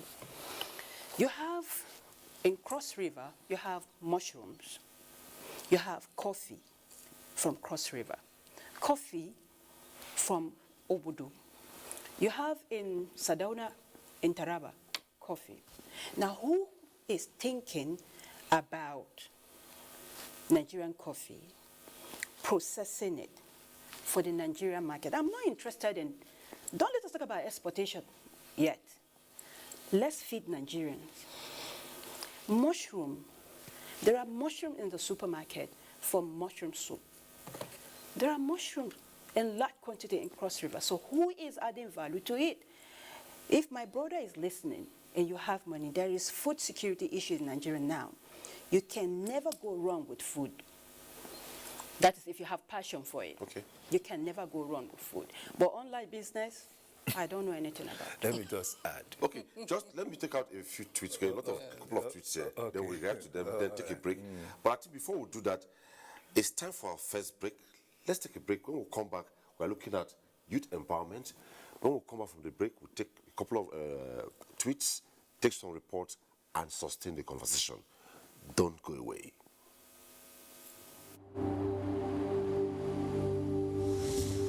For now, the best and most efficient way to avoid getting infected is through regular hygienic and sanitary practices, as well as social distancing. As individuals, we remain the greatest weapon to fight this pandemic. By washing our hands regularly with clean water and soap, disinfecting frequently used surfaces and areas, coughing into a tissue or elbow, and strictly adhering to infection prevention control measures in health facilities, we can contain this virus.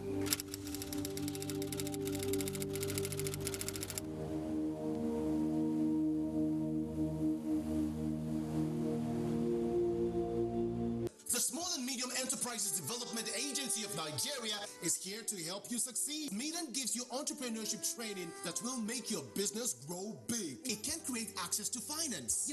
Medan can help you prepare a good feasibility study and link you up with the finance institutions that will fund your business. It can also create access to market through local and international trade fairs, opportunity fairs, and exhibitions. Medan also organizes programs to identify innovative entrepreneurs and promote their business ideas. Contact us at Plot 35, Port Harcourt Crescent, Area 11, Garki, Abuja, or visit our website www.smedan.gov.ng.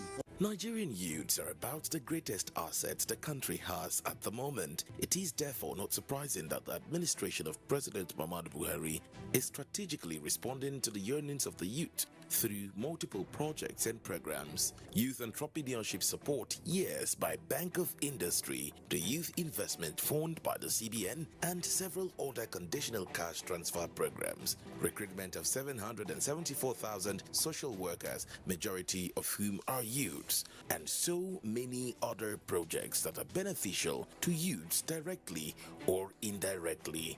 If the administration can do all this, definitely with a degree of patience and time, it can achieve more. Nigerian youths must come together to say no to terrorism, no to vandalism, and no to all disruptive tendencies. Hashtag Youth for Greater Nigeria. Pacifying the youths, unifying the nation.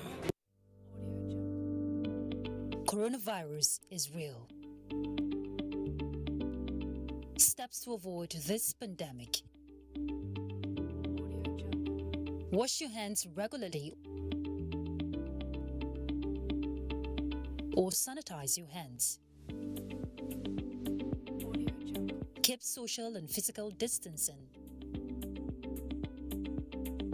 Avoid crowded places.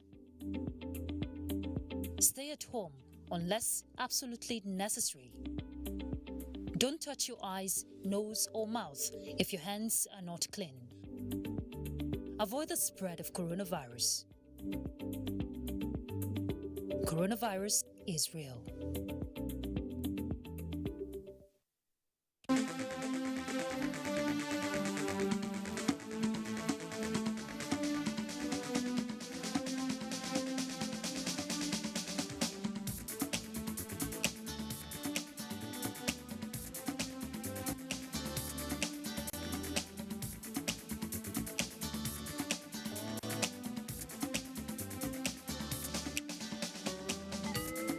NTA Tuesday Live, a network issue-oriented innovation talk show. Thanks for staying tuned. Our focus tonight is youth empowerment programs put in place for youths in Nigeria. And before we went on the break, we have taken some reports and we're sustaining some reactions from our Twitter handle, which is at Tuesday Live NTA. Our phone line is also displayed on the screen. You could put your call across, raise your concern, ask your questions, be part of the conversation, and we'll sustain it. The other tweet coming from Abba Zokmia, Pastor Abayomi 1. He says, I am Abayomi from Akure. Thank you for the topic of today. The problem of Nigerian youths is a perennial issue. Effects of these perennial problems are unemployment, wrong values. Next from Ayomide Kenny. It says, when will exited Empower beneficiaries, both batch A and B, get their loans to start their businesses? That's the question. Hope is noted. And Abayomi is asking other questions. I sincerely appreciate the government of President Muhammadu Buhari for making huge efforts to solve problems of Nigerian youths. The federal government brought in Empower schemes, SME funding, where you benefited from, transparent recruitment exercises, survivor fund, 774,000 social scheme, just to mention a few. Abayomi says again, unfortunately, 40% of Nigerian youths are not well informed about the magnanimous approach of the federal government on youth development and empowerment. This is the lacuna NDE not need to fill, that is National Director of Employment. Abdullahi Umasani Kontagora, it says, I want to start with saying half bread is better than none. No matter how we criticize, we'll keep criticizing this progress. At least federal government has tried in alleviating poverty throughout Nigeria. What are states and local government areas doing with their resources? Can we react? Let me start with you. Somebody asked about the Empower batch A and B when they're getting their capital to start their businesses. You see, I said something that we can't hold brief for any agencies or any ministry.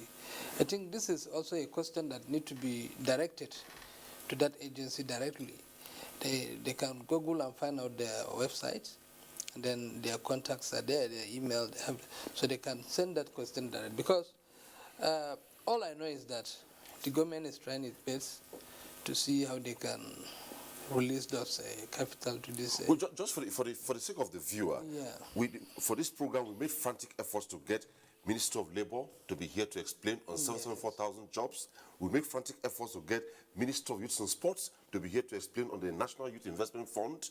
We made effort to get NALDA to be here, but they're not here to explain. So the public is asking questions, and these are programs made available for Nigerian youths, all to give them, like Nia said, deliberate policies to upscale youth involvement in the governance process. That's it. So that is why I'm saying all these questions need to be directed to these relevant agencies. And I want to say something. It is very, very important. Not only these mentioned personalities. The government has a lot of things to do. Especially in this government, there is need for more enlightenment. So I think programs like this need to be put in place. Number two, there is another question, but it skipped my mind. I think the second person said it is very important, but I can't recall the question. It was on what? Anyway, there was one on taxation. Yeah, the tweet particularly admonished that excessive tax, was talking about excessive taxation and all that, and I think there's a need to correct that. The Nigerian government, again, out of a sense of responsibility, because it's clearly a sense of responsibility and strategic thinking, as this in the 2019, because it's in the 2019 Finance Act, declared that any company that has a turnover of less than 25 million naira, any company is exempted from company income tax. Not just company income tax, from VAT, value added tax. So which means most micro and small scale industries are exempted from paying company income tax in Nigeria. you know. For the person that is aspiring to go into production or service delivery, should be conscious that is benefiting a rebate. He or she is benefiting a rebate from government, because otherwise this is money that government will take. This is money that government had been taking until 2019, you know. So from 2020, government more or less forgave debt. And the idea, forgave taxation at that level. And the idea is, when you make that money, instead of paying up to 30% that used to be to government of your income, of your profit, as it were, government say, you are forgiven. But we don't expect you also to just go and spend it. Take profit back into your business so that the business can grow. It will be to the benefit of the government if the business can grow from 1 million profit, for instance, over a period of time to 25 million. Then it will be convenient for whoever is running that business to start paying government. And again, if you are a middle level company and your income is between 25 million and 100 million, your nominal tax before 2019, was 30% of your profits. But government says reduce that to 30%, to 20% from 30%. So which means you're also enjoying a 10% rebate, more or less. So in the tax jurisdiction, we should continue to congratulate this government for that thinking. You know, we have about 40 million registered companies in Nigeria. About 35 million of that are in a small scale segment, you know, of the economy. So what government is trying to do is to be able to build, you know, this 35 million, at least to the middle level. When you do that, you would have created enough wealth within the environment. Because instead of collecting money when companies are even struggling, I can tell you, even if you are registering your company today, the first border you'll be, so after I make so much money, somebody will come and collect 30% of it. But government say, okay, that 30% that we used to collect, they used to collect it. In fact, in some places, before now, tax consultants will carry police and kill and go and everybody to your company to collect money from you. But I think there's more civility now in tax collection. There's more equity, you know, and these are the reasons, you know, for taxes, you know. So the essential thing is, yes, is a creation of money in the real sense of it, because if you made profit and you are not paying, you know, paying government that profit, a percentage of that profit, it is yours. So it's wealth creation for you. You now need to reinvest, you know, that wealth, that profit. Let's hold it there and take 2 more reports. When we come back, if more tweets come and calls, we address them. Then we look at the way forward and migrate with the program. Also, you talked about hope against fear.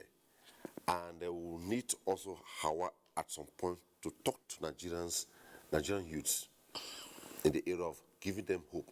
She started from somewhere. She didn't know anybody. She didn't have any connection. But from where she is, she has an avalanche of products all from within the country. We don't know whether she's an exporter now or whether she's running out of demand. So we'll get to know about that. Let's take a couple of reports, and the next one coming from Calabar indicates that youths are often described as one of the greatest investments for any country's development. Having this in mind, the federal government invested its resources in Nigerian youth for optimal self-reliance and economic development through its Youth Empowerment and Welfare Package. And today, there are desired visible results in Cross River State. The report is coming from Calabar. The Youth Empowerment Initiative of the federal government is what may be described as tangible testimonies from beneficiaries of the program in Cross River State. 31-year-old Janet Agba, an indigene of Cross River State, a graduate of mass communication from the Cross River University of Technology, CRUTEC, testifies of being a beneficiary of the program. She says upon graduation, life was very challenging, especially without a source of livelihood. The opportunity offered by the federal government's empowerment showed up, and for her, this was life-changing. I graduated 2014. I went to service, came back. It was like that. Not until I saw this opportunity from ITF, which have really brought smile to my face. And challenge the world, I started my peanuts with just 1,000 naira. Today, Janet is not just self-reliant, but she is giving back to the society. I have a lot of cakes I have baked. I started my first wedding cake I delivered was wow.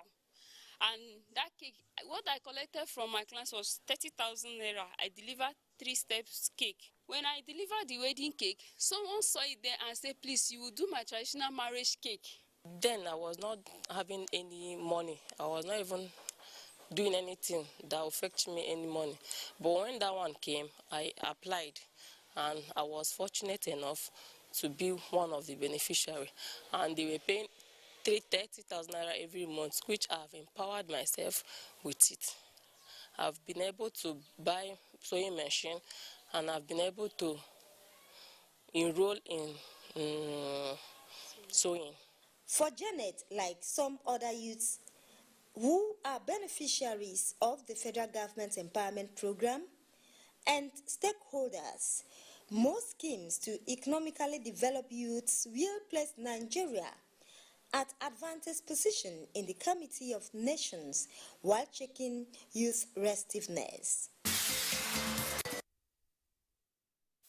Our next report from Ilorin indicates that the federal government social investment programs initiated by the Muhammadu Buhari administration targeted at youths and the vulnerable have changed the fortunes of some beneficiaries in Ilorin, the capital of Kwara State. Let's take a listen.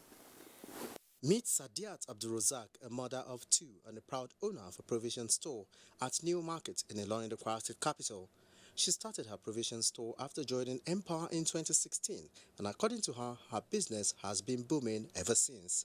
I start with 200,000, which we do contribution in the school that I did my Empower program. But now it has helped me a lot. Empower has do more. The Empower initiative of the federal government has also touched the life of another beneficiary who owns a patent shop and has become an employer of labor and a channel of empowerment to others. I've been in the business before I joined the Empower and beneficiary, but the business is not as like this one. But immediately I joined the Empower, the little amount I got from the Empower, I used the money to establish this business. As you can see, in this business I was able to at least train some apprentices in which they have already got their own new shop now. The initiative in Kwara State has no doubt recorded chains of successes with the aim of empowering people and lifting them out of poverty. The Empower that we did is 2016 that they gave us the Empower, but they have stopped everything now. So we want the government to help us so that we can expand our business. Empower in Kwara State has no doubt left a mark on the sands of time for the likes of Sadiat, who, just like Oliver Twist, are requesting more of such initiatives by the President Muhammadu Buhari administration. The report from Ilorin is the last on the program tonight. But quickly, before we went to take the reports, Dr. Umaru was to react on the tweets from Abdullahi Umar Sani, which says, I want to start by saying half bread is better than none. No matter how well we criticize, we will criticize the program. At least the federal government has tried in alleviating poverty throughout Nigeria. What are states, local government areas doing with their resources? That's a very good question. You see, there is a problem, especially when it comes to the issue of youth empowerment or employment in Nigeria. We push every blame to the federal government, forgetting the local and the state level. Though some of them are trying, they have done best, but I think there is need for them to put more effort in giving a helping hand to the federal government to see how they can empower the youth. When we talk about the lack of awareness about all this, I think by the time federal government is trying to put these programs on the table for the youth, the state and local government can also help to create that awareness to their people. Because if you are doing it to your people. As a local government chairman, I would like to create an awareness for my people to go and benefit. As a governor, I will find a medium through my ministries to create an awareness. So it is a very good question. Though I know some of them are trying, but I would suggest they should put more effort, especially in the area of educating and then skill acquisition, so that the federal government will be giving these programs, while from there they hold the other angle to give knowledge on these programs. Anyway, that is related to what EB1 has said earlier. Said, when will the new independent monitors under the National Social Investment Program begin work? Also for the Youth Investment Fund, when are we getting the loan or business? Meaning there's a team that always go on appraisal that is what at the state and local government levels. You see, if you look at it, the program is incomplete. There are some people that are supposed to be here to answer questions. Okay. There is nothing we can do since they're not here. A tweet has just coming from Victor Oyeniron, V. Oyeniron at Oyeniron. Well done, SARS and Ma. As a graduate of architecture, how can I access the loan and register my firm? Above all, how much is the registration? I mean the housing sector scheme. Victor O. from Isheyin, Oyo State. Well, what it means is that I am more up to date than Victor. And I can tell you that I am not a government official, but whatever I'm saying, it's as of my own personal passion, for gathering information. If you are just thinking, Victor, I'm talking to you directly now. If you are just thinking of registering your company, it means you have also missed an opportunity. Because part of the program arising from the economic sustainability plan, is to register free of charge 250,000 companies, And I think to a large extent that had been filled, so perhaps you are coming a little bit late. But again, I know some state quota may be outstanding. So you can go online and Google the Survivor Fund with specific focus on free registration of companies. Perhaps you may be lucky if your state's quota has not been filled, The last we had that out of the 250,000 potential companies to be registered, 100,000 have been confirmed to have been registered free of charge, So it's you can go do that. Then at the level of your interest in the 300,000 housing units, I would suggest that you go online too, specifically to the website of the Ministry of Works and Housing. That's the Federal Ministry of Works and Housing. That's the ministry responsible for the implementation of that track of the program. You are likely, to get information on that. You are not required to pay anything. It's a process. It's a process thing. You are not required to pay. And in fact, when you qualified and you are selected, fund would also be made available to you in form of loans, to execute those programs. So it's as simple as that. So just try. You are knowledgeable enough to know how to go online and do your research. Do your research as I did mine. Okay. So, Howard, just brief, just give us maybe a testimony of how it has been, where you are, just for the sake of those youth who feel they cannot do it, they cannot succeed. You started it and you're succeeding. A testimony. I started with Tiger Nut Flower, and today, if you permit me, can I show? Yeah. Briefly? Yes. Today you have pastry maize. That is made from sesame seed and cashew. Sesame seed, ordinarily people use it. They only just roasted and just ate. Was it a bank loan you got or a grant from government? No, there was no bank loan. I started with what I had, small, and entered into the MSME competition, won for the manufacturing sector, Of course, I was given money, and I put back that money, that's it, into my business, and we rebranded, and instead of doing Tiger Nut, we now have pastry mix, and we also have a nut and seed butter. So what I'm saying is this: there are just so many things we have in Nigeria here that if you look closely in your community, your location, there is something you can start with. You don't really need to start big, but you just have to start somewhere.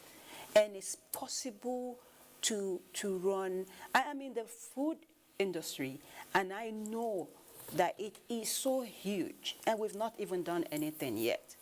Is it possible? It is possible to start with products that are farmed in Nigeria. Everything that I use in my product are farmed in Nigeria. My packaging is from Nigeria. The only thing that is not from Nigeria is the jar. And I'm seriously searching for a manufacturer that will produce a jar. So there is nothing that we can... It's upside down. Can you put it straight? No. Put it properly. It's upside down. No, it is like that. That's how it is packaged. Yes. Wow. That's the Nigerian style. So yes. So everything in that container is Nigeria except the container itself? Except the container itself. You have the sesame. No foreign...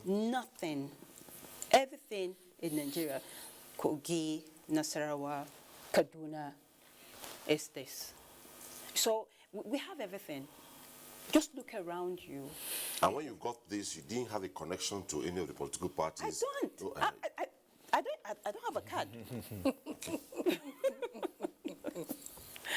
Okay, let's proceed. Listening to the Minister of Youth and Sports, Sunday Dare, speak shortly before the National Youth Investment Fund was launched, he said the vision behind it is to make Nigerian youth enterprising, skilled, innovative, and not just to finish and depend on government, but to finish and be employers of labor. Just like say, train the trainer. And in turn, maybe those working with them will also replicate the same scenario. And you're looking towards the government direction. And if this kind of a thing works, how do we see youths in the next 15, 20 years? Let me begin with you. So what I can say is this, if it works perfectly the way he said, in the next 20 years, Nigeria will be a very great country. The major challenges we have is the same topic we are talking about, lack of employment and youth empowerment. So I think what the minister was saying is the right thing. It's not just to collect the money and at the end of the day you end up doing nothing. But if you can use the money judiciously, at least in a short while you'll be an employer of labor. Number two, government is giving its own support, loan support, capital and other things. I think we too, we need to contribute our own quota. We need to stand up. We cannot just push everything 100% to the government. In other countries, if you look at it, 40% are not relying on the government. They are self-reliant. So we need, in one way or the other, to be self-reliant. We need to imbibe that culture of being self-reliant. Like my sister here, she's self-reliant. Look at what she's doing. She can employ 2, 3, 4, 5 people. If I can do the same, Stani can do the same, you can do the same, I think before you know we are somewhere. Maybe also go and enterprise. That is it. Do apprenticeship. But if you look at it, we are all talking about government programs, youth empowerment, this. We need to stand up. We need to call on these youth. We need to create awareness. We need to sensitize them to know that it's good to be self-reliant. It's good to learn something. It's good to do something. Let's put our hands together to move this country forward. We should not just be expecting government to do everything for us. No, we need to contribute our own quota. What are we doing for the government? What are we doing for the country? So it is not everything that will come from the government. No. At least Nigeria is trying. This administration has tried. We have seen so far we have discussed a lot of programs here. We have seen what the programs, what they transpired to. Some people are giving testimonies and other things. But if you come to the Nigerian sector of the, or I can say the industrial sector of this country, see that we are far left behind. Not only the youth, we need to be more industrious, so that at least that burden can come down. How many states in Nigeria? Take away Kano, Lagos, Port Harcourt. Look at the other states. How many factories do they have? How many companies are they operating? There are a lot of this. I think the government needs to look at all this. Let's come up with more ideas. Let's bring up more industries, so that at least by the time government is doing 40%, these people can do at least 10% or 20%. By the time you match, you have 60%. And when you have 60%, definitely you have more than at least a good. So I think not only the youth empowerment, the government should not just emphasize on the youth directly. Give hand to these industries that have died already, bring them up, call investors to come in and bring in new industries.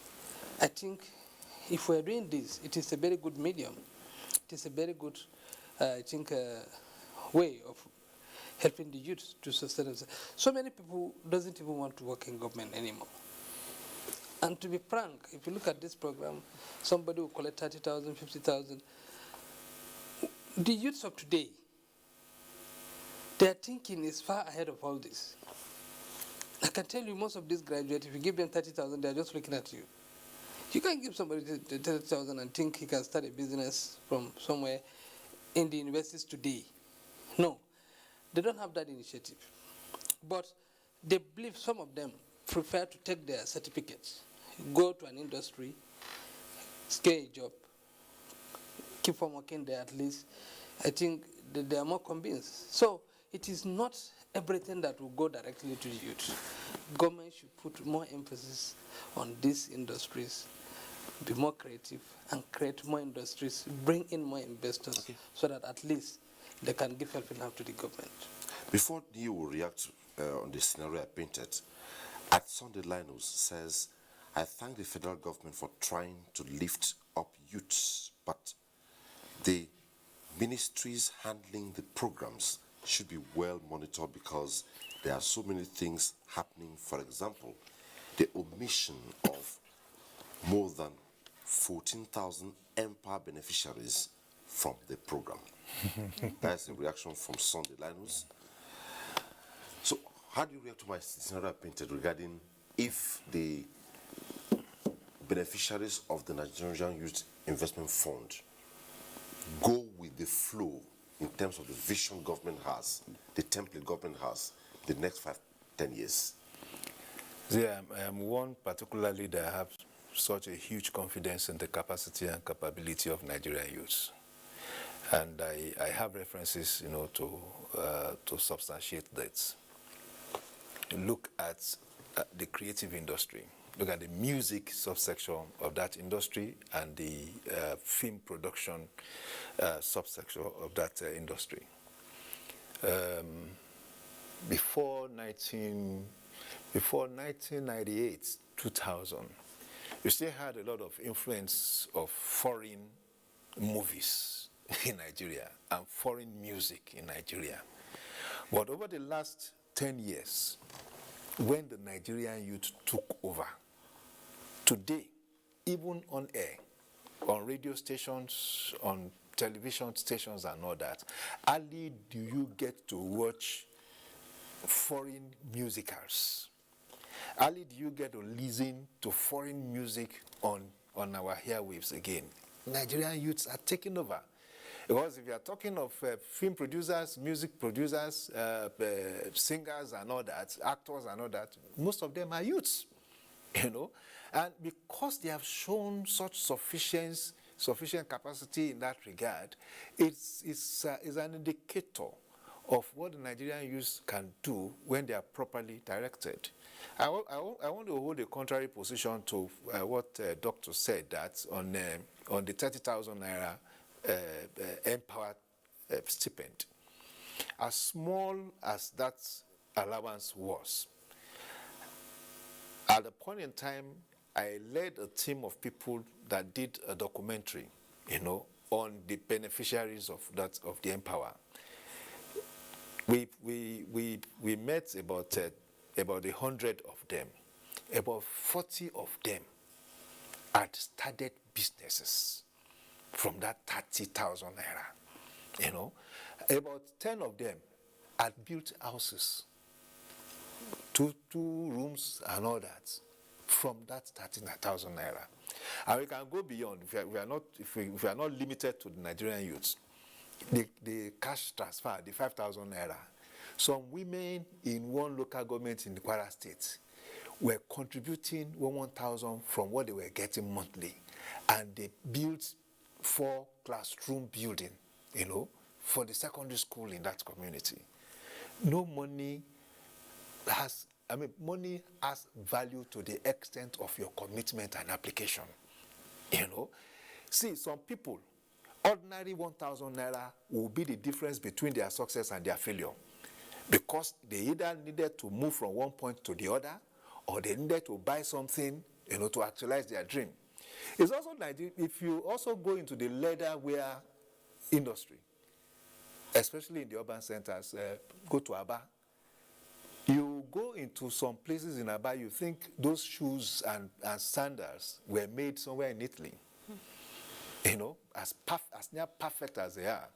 In Lagos, I know of 3 particular local governments. Mushin local government, from which I come from, Shomolu local government, and I think Ajegunle, the Ajegunle axis, young boys are involved in shoes and leather products. So what I'm trying to say essentially is, once they are properly directed, as is being done now with what the federal government is doing, and I hope it will be complemented, as Doctor said, at the state and local government level. Just leave the rest to the Nigerian youth. What we just need is that proper orientation and proper focusing, and have access at this initial stage to proper information. I understand that out of the about 300 billion naira targeted credit facility by the CBN, about 170 billion of it had been disbursed. I am sure that it had been disbursed to artisans and youth with creative mind. I am sure so much will come out of that. And look at the ICT.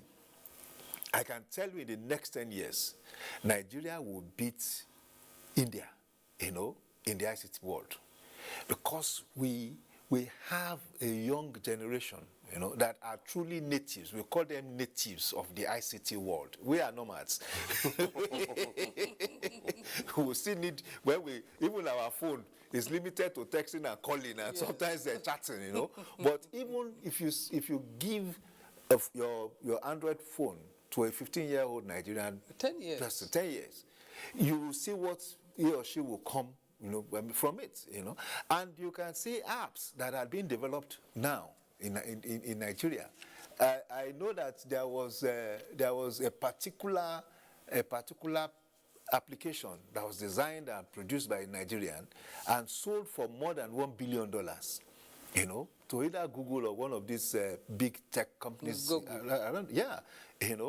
Yesterday I saw the creator of the piggy bank, online piggy bank on CNN, 2 days ago, precisely.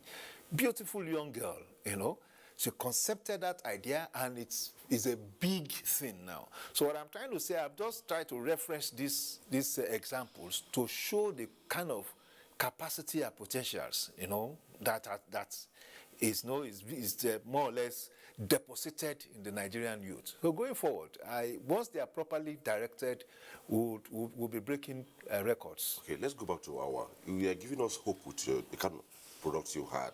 Yes. You didn't finish, but you had to take off other areas. But just still from the angle of hope against fear. Yes. Can you encourage our youths? See, it's possible to start a business in Nigeria. You don't need anyone. You don't need to know anyone in government, any politician. Whatever you have, start with it. Wherever you come from, I tell people that I see all the time that it is cheaper to start from your environment, your location, because then you know. I tend to ask people, where are you from? Then I ask you what is, because I'm in the food industry, I know that more. I play that sector more. And I ask you where you come from, what is grown there, and I'll be able to share with you what I think you can produce with it. Last week, if I'm not mistaken, Nigerian beans is banned again, EU. That's the third time in 5 years. I'm not interested in why, but what are we going to do? Do we have excess? So if Nigeria is having challenge with protein, so can we begin to add value to the beans and begin to package? Where are you from? Is beans grown in your village? A lot of people do mamai. It's everywhere. They take beans cake in the morning. Can you add value to the beans cake, to the beans grown in your village? How much will you spend to buy beans? Maybe a half bag. You pack. How much will it cost you to brand? If you start from there, within a year, as you begin to add value to it, and before you know it, you're taking it to a different level. So please, look around you and use what you have. Let's change Nigerian food plates while we're making money. Now, there are a lot of programs out there by the government targeted at youths. Yes. He has said 37 by the last count. Yes. And by his critical look at them, 17 targeted critically on the youths. It looks as though most of them either they don't have faith in it, they don't believe in it, and they are not made available themselves to be part of it. Now, you just saw an architect send a tweet asking how he can register and be part of it. Me has explained to him what to do. So now you started from somewhere, and you didn't need to know anybody within the corridors of power to be where you are today. These are the people I want you to target. Talk to them. Maybe they will take you seriously. They are listening to you. Yeah. So, for instance, I have people who work with me, and they're on internship. And what we do with them, I actually have just 3 of them. What I do with them, Nigerian youths. Nigerian youth. What I do with them, there's Joy. She's from Kaduna, and we're actually looking at producing ginger sauce. We're looking at, for the next months that she'll be working with me as an intern, we're looking at the production sourcing to the point of registration. So I think most small business owners should begin to employ youth as an intern, and youth should, that's another challenge we seem to be facing. If you have to learn a certain trade or a certain business, you need to agree to go in as an intern so that you can learn the rope. Now, if most small businesses should take youth and train them on what they are doing, as in like showing them the way, because it's not all about money.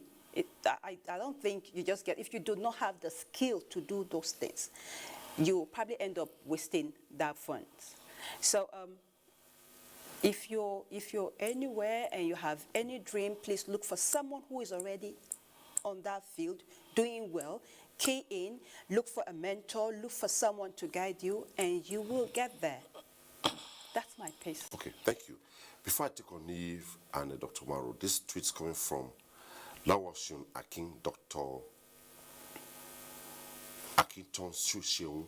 It says, like rightly posited, there is not enough information to make decisions on many of these intervention programs. I'm especially particular about the CBN Intervention Fund. What is required to access it? David Umar, 127, says, we have only pockets of youths who are benefiting from these programs. The state governments and local governments can support the federal government in making sure that more youths are empowered, youths can also start by solving a need in their community. Don't wait for government. That's an appeal. Yeah. Well, we are coasting home as it is. Like they'll say, we'll keep talking, and I believe we'll keep appealing, and I believe the mindset reorientation will maybe switch the other way very soon. Your last thoughts? Well, as they say, information is power. Information is wealth. So in our talking are nuggets of wealth. So it depends on who is listening, who is also recording what we are talking about, and who is creating value in what we are talking. And it's not just about talking alone. There should be that consciousness of deliberately looking out for information. In whatever you do, the difference between the manufacturer here, who is the most productive person amongst us, is that she acquired information and she applied information. So in all we are doing, we can also say that even where all television stations and radio stations are percolated with all this information about what we are talking about, those that will not hear will not hear. Those that will not see if they don't have that deliberate consciousness. So as we have said now, it's not. Don't let it be like they describe the average Nigerian man, that if you want to hide something from the average Nigerian man, go and put it in a book. So there must be that consciousness of seeking out information. We have said this, whoever listens to it should go online. All those information are available online. The Twitter message that talked about intervention is also online. Just Google, especially Google CBN intervention. There are two to it. You have the targeted credit facility, and you also have the intervention, how do I call it, capital intervention, where government provide you with capital to start off. It's loan, it's not free, but I think the interest rate for now is 5% till the end of 2021. No, till March 2021. But there's a consideration that it will be extended. And I think the other factor that is also important is a 7-year tenure. So it's just if you've had it and you are motivated, go online, search. You'll get your information. Most of the programs that are being done by this government are done online, as noted by Doc here. And what online does, what ICT does to programs like this is to create a gap, between the beneficiary and the implementers. So there's the likelihood of corrupting that process is reduced, because if you are applying, I don't know who is applying, so there's that, and those who had benefited from manpower, for instance, would give credence to what we are saying. I know that 99% of those that became beneficiaries of Empower did not know anybody from anywhere. They applied online and they became beneficiaries. And now we are also going forward, from what I'm reading from recruitments in MDAs. You do it online. Nobody knows you, and you get it. So let us have that beginning turnaround in our consciousness of knowing somebody before you get something in this country. Okay. I think it can be done on merit. Okay. Doctor? Thank you. I think what I can say, the government has done well so far. And then I'm calling on the youths to use their time judiciously in getting information about all these programs. This is a medium that we can at least advise also. Most of these programs are direct to the youths. So I think the government should also create an indirect option to diversify, at least, which will also target at the youth, or I can say the youth empowerment, like the one I said, to create more jobs through the third-party option. And then, like my sister here, she's a producer or manufacturer of this product. So if I can tomorrow say, okay, let me be producing the bottle. It is another, I think, a milestone. So the state and local government as well should try their own quota. At least they should try their best to create awareness in their localities. If there is any way you can reach out to your remote areas, I think it is a very good idea. Because if we leave everything like this, in the morning the youth will just go to Facebook to see what is happening in the Boko Haram. Or Doctor, I'm afraid I have to hold you here. Thank you so much, gentlemen. Let me begin with Professor Mohammed Usman Mutaka, who joined us via Zoom in Abuja, but signals failed and we couldn't sustain conversation with him. We thank him for being part of the program for the short while he was there. And Dr. Garba Umar, it was nice having you on the program. Thank you very much. Awal Huru Al-Kashim, thank you so much for being on the program. And Ni Akinsiju, financial and investment analyst. Thanks so much for being on the program. My pleasure. Thanks so much. And for those sending tweets, thank you for your tweets. We looked at youth empowerment and the avalanche of programs are available. Latch on to it and the benefits will be there. That's not the program, and don't always forget to be part of the campaign by the NTA to support the NTA's campaign against rape and rapists to be a star. Thanks for watching. Bye-bye.